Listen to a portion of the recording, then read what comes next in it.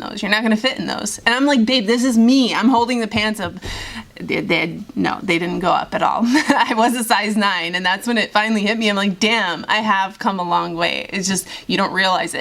And by the way, let me now say, pair of size or pair of pants do not define what you look like. You could be like a 9 in one brand and like a 5 in another brand. So don't really take that to heart. Like, look at the full picture, like, you know. We're gonna have a coffee talk. I'm gonna call it that because I don't know what to call it. Like, can't put REAL in it for some reason. When we were doing ponies and fairy tales, it was good. The only problem was not everyone was on board, and they literally thought I was talking about ponies and fairy tales.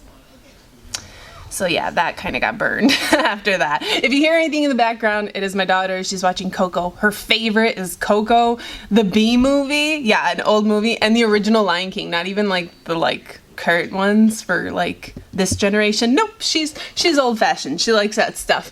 So you might hear that in the background.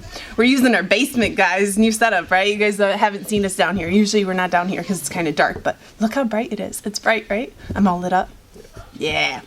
Mentioning the basement, we kind of ran into a little design issue. Our minds are thinking and fixing it. I think we found a solution, but we'll mention that maybe Monday or when we get further into the project and do a little bit more. Yeah, it kind of happened like, you know, when you've done a lot of work and then you actually look at it and you're like, yeah, that's kind of how we felt. So, but I think we came up with a solution, which is good. So let's talk about what we came down here to talk about. And it all comes from many questions that are kind of, I'm just going to read one, but they all kind of are similar to this one. How do you and the other girls who gain keep their tummies small? We don't. I'm going to show you guys a couple photos. This is 2017 bulking. It'll show my previous body, like before I ever started bulking, just so you have an idea. It'll show you how my body looks around the end of my bulk, where I've put on a little bit of fat, and then it'll show you what I look like once I'm deep into my cut and I'm shedding that extra fat off of me. I think it's easy to look at the after, just see my after body and be like, well, how did you get like that? And here's why it is so difficult to take this journey. You can't really pick and choose where you gain that excess fat. So depending how you are built, some people will have it a little easier than others, genetically built to gain fat in their legs or lower body. They're gonna see more gains, but it's more fat actually, but it's just in a very pleasant area for them. Whereas somebody else might be top heavy and you start seeing like a lot of fat gain there first, or your tummy. For me personally, it's my back. So wherever I start seeing, I see in the love handles, and that's because in my before photo, before I even started working out, my problem area was my love handles. They were big, that's where I stored fat. So every time I decide to increase calories and start to gain muscle mass, I start to see a lot of fat packing on the back of me. Not so much my tummy, so I am a little happy that I get to control that area, but for everyone's journey, it's gonna be different. Now, the next thing to factor in is where you're starting at genetically, and I say this because my journey started at 14% body fat with already lots of lean muscle mass, where someone else can start at 20% body fat, or somebody who already has a bubble butt but is looking for more gains, their journey will be a little bit shorter based on the fact that their genetics already cater to that body type that they're going towards. If you're somebody who has no butt whatsoever, your journey is going to be a little bit longer. So this is where things become more complex, where when you compare your progress to someone else and you're like, well, why does she have a butt already?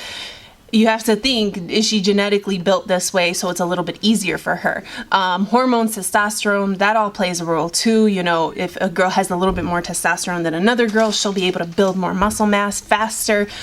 So you don't want to compare to others, but you do want to compare to your own progress during this journey.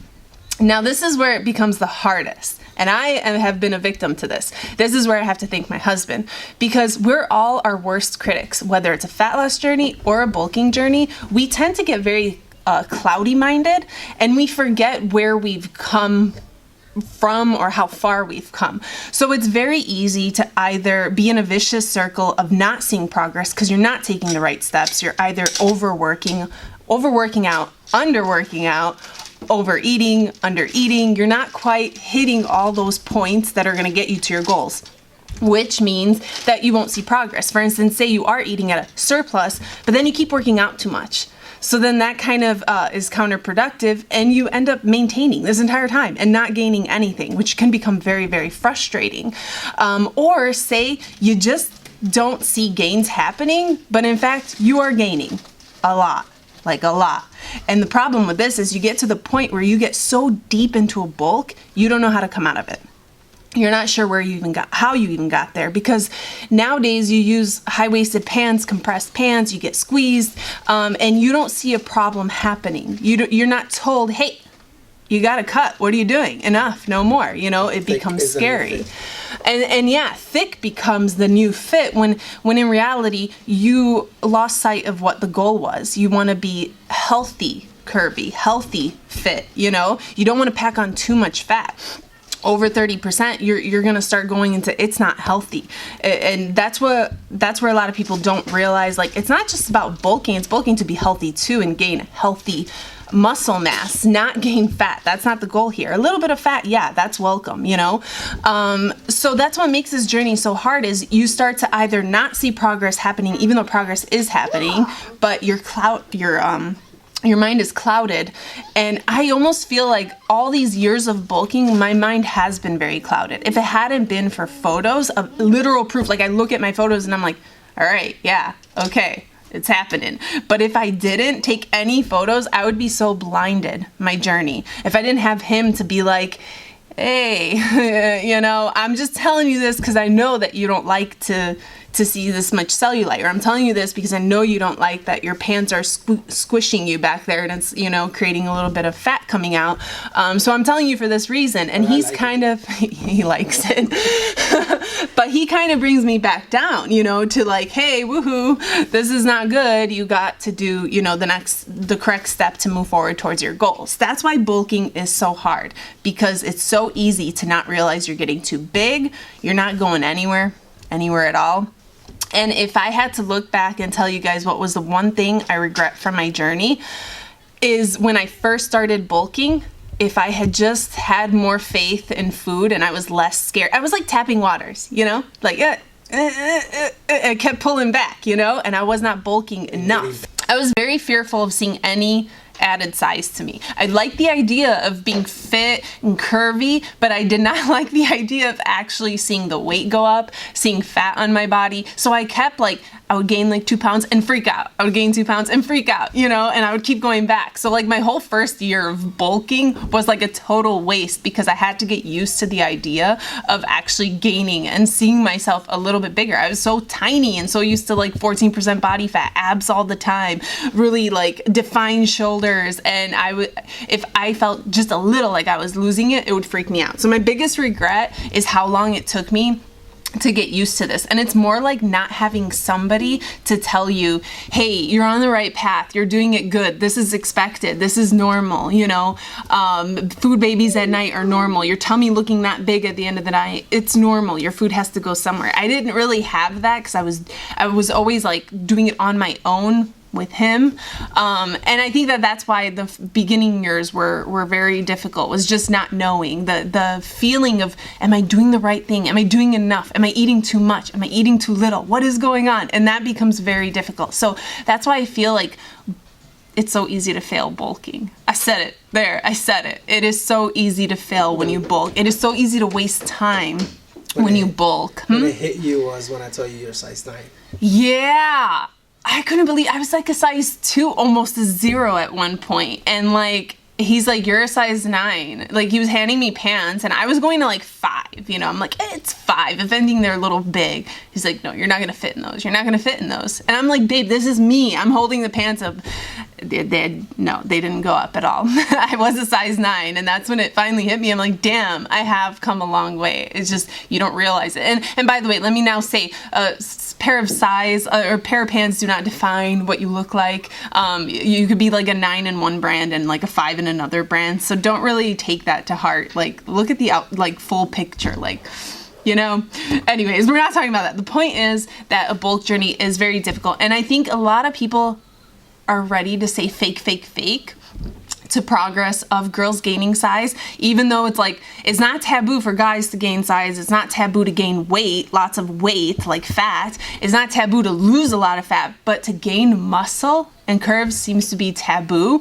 And this is simply because so many have tried and so many have failed. And there's just so much to have to know about bulking. And like I said, we're our worst critics. We eat a pizza and we think that's it. We've destroyed ourselves. We are fat from a slice of pizza. Or tacos. Yeah, somebody's like, well, I can't get fit because I like pizza, or I like tacos and beer. And I'm like, I like tacos and beer. I'm fit. You know, they think one food is like, it sabotaged everything. And because our mind is so like strict and so molded to think a certain way, we tend to fail. And a lot of the times it's giving up. It's mostly giving up. Like, you don't see progress fast enough, you give up. I had a client, I was so upset. I mean, we're cool now, but like we were a little heated with each other because seriously, the best progress, like I didn't even ask to use her photos because I'm like, this progress looks fake. It's so good. You know, like it was one of those, like, no, wow, amazing. And I'm thinking this to myself and I'm telling her this and she comes back at me with, it's not fast enough. I'm like, what? What did you just say? Are you crazy? Like, this is super fast. Girls would kill for this progress, not gaining. Gaining takes a little bit longer, but she was doing fat loss. Her stomach, her waist, the amount of inches like lost. I was like, you are crazy. I even told her, I'm like, you're kind of being ungrateful. There are so many girls that would want half your progress in the amount of time that you've done it. Just half they would be happy with. And this is where it goes to show that we are our worst critics. And what someone has is like, to others it's gold, and you lost sight or you're clouded. I had to like take her photo, draw lines, show like how much weight she lost, and she's like, oh damn, okay. I'm like, but how did you not see this with like your naked eyes? I could see it with my naked. I didn't have to do all that fancy stuff to show her the progress she had gained. And she realized it, like, I'm just being crazy. You know, I was like, you are being crazy because this is insane progress. My body moves very slow. So for me, like, to see progress like that, it's like, no, you should be very grateful. Like, I know when progress is slow and I know when progress is super, super fast, that it's out of this world. Her body apparently loves fat loss because it worked really great. But that's what I mean by she was ready to give up and go into her old ways that didn't work when she had so much progress. You know, and I was so confused about it. And I think that's what upset me, is like, you're willing to go back to what wasn't working, but you were blinded by how much progress you made. So that tells me that that's why so many people fail, because they don't realize they're making progress. I have even people who will send me progress photos like this, fully covered, and it's like this. And I'm like, can I see your back? Can I see your legs? Can I see something else? Like, some people don't progress in their front shot at all for a couple weeks, and their back is making all the progress, everything, you know, or like, you can't pick and choose where to burn fat, and people get so blindsided. They just want to see it happening in their stomach that they ignore that it's happening elsewhere. And then they think it's not working because they're just focused in on the tummy. I've seen this so much. So that confirms to me why people fail so much, is they're not sure what they're supposed to do and they're not sure where they're supposed to look. And that's why it helps. Like, when I see progress photos, I examine them and I'm like, you know what? I'm seeing a lot of progress in your arms. I'm seeing here. And then they see it. I didn't even pay attention to that. It's like, well, there you go. Now you have something to look at, you know, to look at your entire body, not just one area, not the one area you want. Because it doesn't work that way. Just because that's what you want does not mean your body is going to give you exactly what you want. So back to gaining muscle mass, what I want to say about it is it's a cycle. And that's what people don't realize. It's a cycle of, you know, on and off. You have to bulk. You have to decide when to cut. Calories are constantly changing during a bulk. When I first started, I was not eating that much. And then I ended up having to go all the way up to 3,000, which is something I would never like have to do again, because like I said, where you start, where your body is when you start a bulk determines that as well. And right now, if I were to eat 3,000, I would pack on a lot of fat. For reasons of activity, metabolism, I had a girl who was not seeing any size gain and was actually reversing, and she forgot to tell me she had a very active job as a waitress, and she was constantly moving. So her calories, her surplus was not really a surplus. You had to factor that in. She ended up eating about as much as I did, and I don't see that a lot because I'm very tall. So when you're tall, you end up eating a lot more. And for her, it was like your lifestyle is impacting your goals at this point, and I had to increase to an insane amount. And even for those moms who like don't have an outside job, and you guys think to yourself, well, I don't do that much. No, it is a lot of work taking care of a kid, cleaning up after a kid. That is a lot of wasted energy. Running after them, there's so much to do when you're following Lila and playing with her and entertaining her that you don't realize you're burning a lot of calories. And talking about fat loss too, a lot of moms will just have had the baby and they think to themselves, okay, now I gotta get in shape. So they want to eat less. And they think to themselves that they need to eat less because they're not doing very much work. When breastfeeding burns, like if you're full-time breastfeeding, meaning you have a newborn, you're burning like 600 to 800 calories just your body making breast milk. So there's always, your lifestyle has a lot to do with how much you have to eat. Just had to put that in perspective for you. This video is made mostly to put in perspective of a journey, because I get DMs where someone's like, just a basic question, just a simple question. How can I, gain a butt like yours? It's a simple question. There's no simple answer. I'm like, I have 300 videos on YouTube, go watch. There's so much to factor in. As I just told you guys, your lifestyle, just you in general, your goals, it's a lot more than a simple question. Our favorite DMs are people that write me, Florina, I am your biggest fan. ... Then a whole big paragraph. It's like, you just started following me 30 seconds ago. How are you my biggest fan? You didn't even know about me. We always laugh about that. So many times it happens. Anyways, we're gonna wrap it up here. If you guys enjoyed the video, as always, make sure to give it a thumbs up. # like it so I know you like it and I do more like this. Make sure to be subscribed. Hit that little bell right by the subscribe button so you're notified every time I post a video. And until next time, bye guys.